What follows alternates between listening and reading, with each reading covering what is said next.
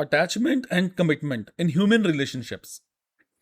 One of the question is, he asked me, Rajanji, what's the thing between attachment and commitment, especially in terms of human relationships? Since we know that attachment to another person has to be seen as hindrance to freedom, what about commitment? Then I said, to commit oneself to something is to hold that thing valuable. It's to hold that thing so valuable that it's worth committing, sacrificing, laying down the self to. You always commit a smaller thing in value of something, in service of something bigger. No. So that is commitment, guys. To want something so intentionally, to value something so greatly, that the thing becomes more important than even the one valuing the thing that is to be committed. Even in attachment, one is committed to what? In attachment, the little self is committed to its own petty wants, desires, insecurities.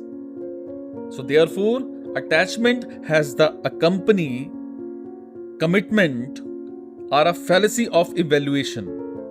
The little self, the ego is valuing security higher than its welfare and peace. What does one say in attachment? One says, that is the thing that appears peace giving to me. That is the thing I am conditioned and habituated to. That is the thing I have become dependent upon. And so I don't want to leave that thing. What is being accorded value in the process of attachment?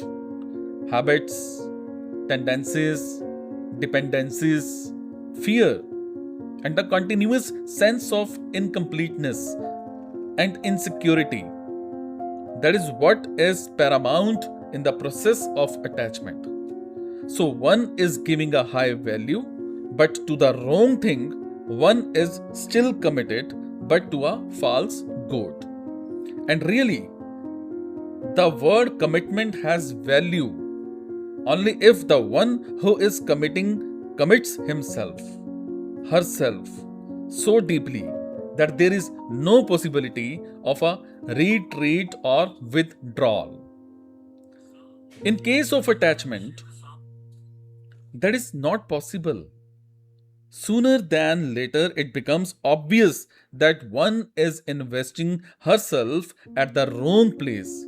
It becomes obvious that, in spite of all the habit and emotion and bondages, the object of attachment is actually in position to provide the fulfillment one in looking for. Therefore, one has to retreat, and painfully so. Attachment at some point will necessarily lead to disillusionment. Therefore, the commitment aspect in attachment remains fragile, doomed to break.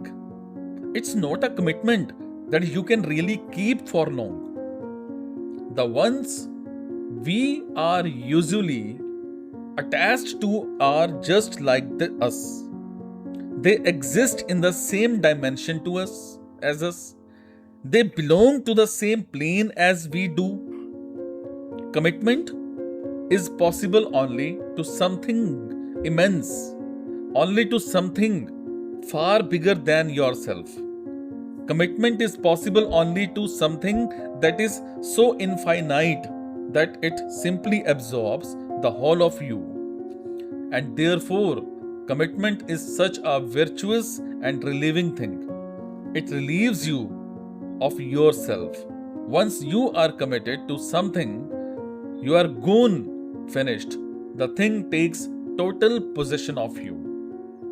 But for the thing to take total possession of you, it must be on the contrary. If you are committing yourself to something or somebody that is just like you, how will that thing take total possession of you? How will the little take total possession of the little? There can be, at best, a superficial proximity. There can be no dissolution. That's what attachment is: superficial proximity. Love is another matter altogether. In love, one is courageous beyond the need for self preservation and security. One is committed to something very real, very beautiful, very overwhelming. One says it's so charming and so valuable that one must obtain it even at the cost of one's life. That's love. In attachment, you use the other to remain what you are. Attachment is an exercise in self preservation, whereas love is the urge towards self dissolution. Attachment and love are not merely different. You could even say that they are opposites. Where there is attachment, there can be no love. And where there is love, there is freedom and hence no attachment. In love, you are committed to the immense. In attachment, you are committed to your own littleness. The way from attachment towards love is the way from habit towards welfare. Because of suffering from or grace or whatever name you might want to give the reason to, you come to see that attachment is not helping you. It's only worsening things. It's ending up achieving the opposite of what is promising. Attachment promises nearness and intimacy, but begets separation, violence, insecurity. One wants to deny that, one wants to continue in the way of habit, but sooner than later the fact becomes undeniable. It stares one in the face. You will have to admit it. And then one is pushed to take some other way for the sake of her own welfare.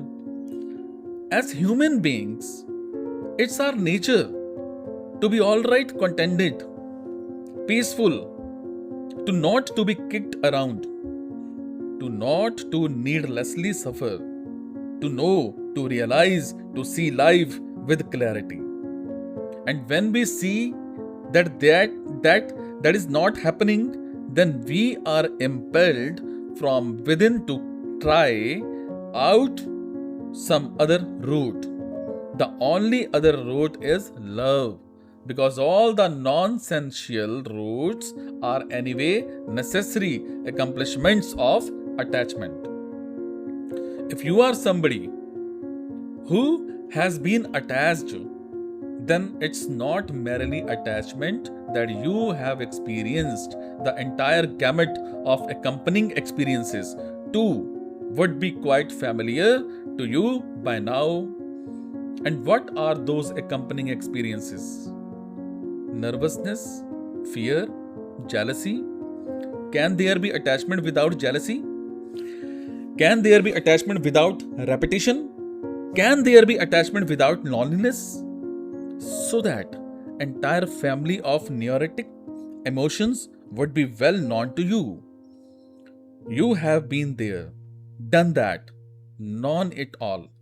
So once you decide to take the route away from attachment, it can now no more be the root of, let's say, violence. Why? Because violence is something that you have already experienced and tried in the way of attachment. Attachment comes with all these things. Attachment necessarily comes with violence, fear, greed, delusion, boredom, loneliness, suspicion. They all go together. And since they all go together, therefore, when you decide to quit one of them, the central one of them, you are actually quitting each one of them. And when you are quitting each one of them, then the only route left is the route of love.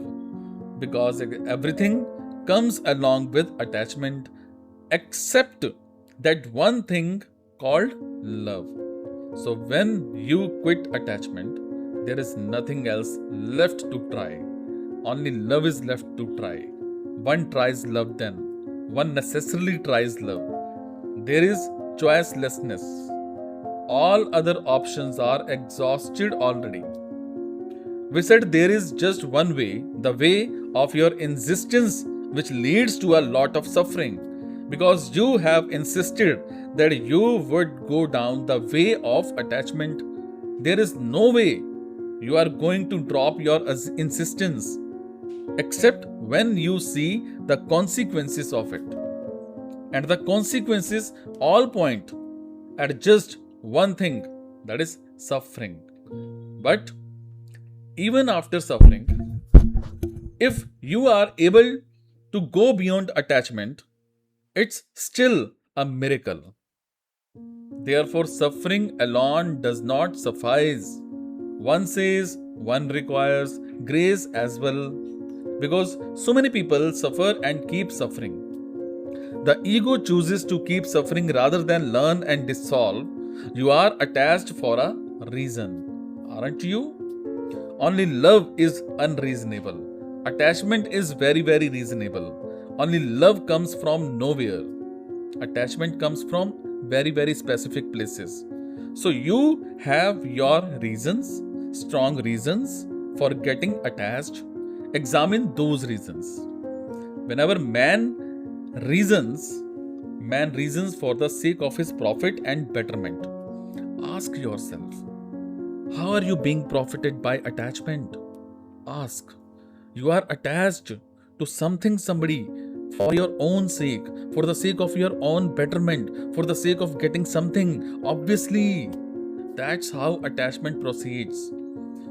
One sticks to this because one feels that this is able to provide one with something. Right? Now, honestly, disappointedly, ruthlessly, question yourself. Is this thing really giving me that what you want from it? Is it really able to live up to the expectations I have of it? And if you can honestly ask this question, it will become easier for you to drop attachment.